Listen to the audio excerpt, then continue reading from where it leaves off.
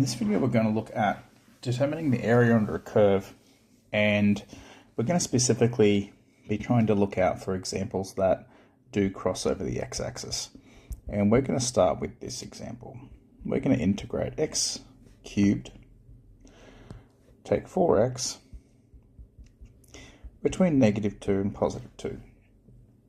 Now, with respect to x, of course.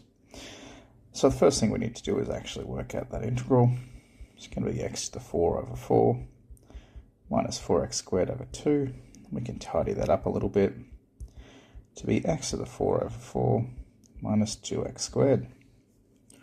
Now, we're going to put that in our square brackets. X to the 4 over 4 minus 2x squared between negative 2 and 2. And this is where the bracket starts to get pretty big. So 2 to the power of 4 over 4 minus 2 times 2 squared minus negative 2 to the power of 4 over 4 minus 2 times negative 2 squared. Now, 2 to the power of 4 is 16 over 4 is 2 to the power of 4 is 16 over 4 is 4 minus 2 times 2 times 2 is 8 minus negative 2 to the power of 4 is also 16 over 4 is 4, and then I've got minus 2 times 4, which is minus 8 again. So this will simplify down to 4 take 8 is minus 4, take 4 take 8 is minus 4, and minus 4 take minus 4 is the same as minus 4 plus 4, which is 0. So clearly we have an example here where something's not right.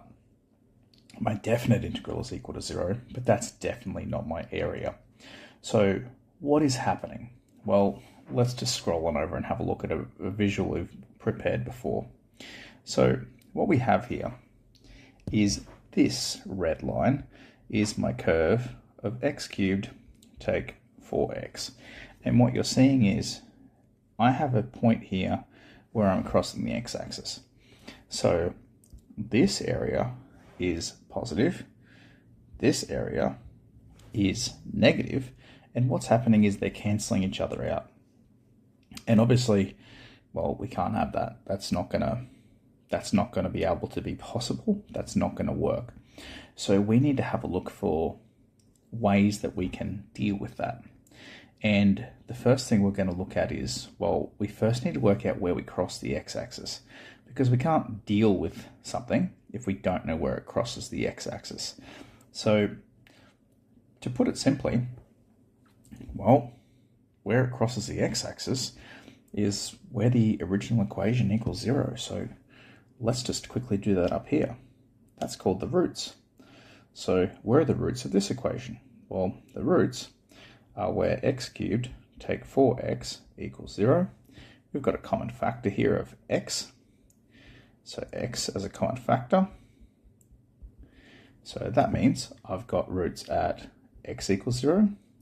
And when x squared take 4 equals 0, so where x squared equals 4, so where x equals plus minus the square root of 4, so where x is positive 2 and where x is negative 2. And none of these should be a shock to you. Clearly we cross the x-axis at positive 2, at negative 2, and at 0. And that's exactly what we have here. Negative 2, positive 2, and at 0. So how do we change our integral to account for this? Well, what we have to do is we have to integrate a little bit differently. So I'm going to take my blue pen now, and instead of doing this integral, we now need to use this value as part of that integral.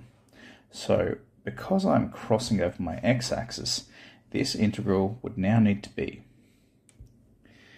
the integral from negative 2 to 0 of x cubed take 4x dx. Then I've got a negative area. So this bit here is this positive blue bit here. That's that first bit. Okay, that's what this bit is here. Nice and easy. Now, my next bit is I want this negative bit. But of course, I'm adding that number on there. And I can't just add it as it is. If I add the negative, it's just going to cancel out again. So I'm going to add that area. But of course, I have to turn that negative into a positive. So if we use our integral properties from before, normally I would go from 0 up to 2. But because I need to use my integral properties, I am instead going to go from 2 to 0. And by flipping those bounds around, what that has done is it's going to flip my equation from a negative to a positive. So that's one way of doing it. Another way of doing it is I could take the negative area, because taking a negative is the same as adding the positive. So you could flip the bounds like we have here and just add those two areas together, which is perfectly fine, or you can flip it around. And then how do we do each of these? Well, we would do our square set of brackets from -2 to 0, and then we would add that to our big square brackets from 2 to 0. Okay, and your square brackets and where you're putting on your values on your square bracket need to be the same as the ones that are sitting there on your integral. Okay, I'm not going to do that now, but that's what our next few examples are going to look like. If you'd like to see me solving this question and showing you how that we can work these out using your calculator, there is a video up here that I've done a quick little clip of me recording how to use those calculator skills if you want to check those out. All right, let's get into some real examples.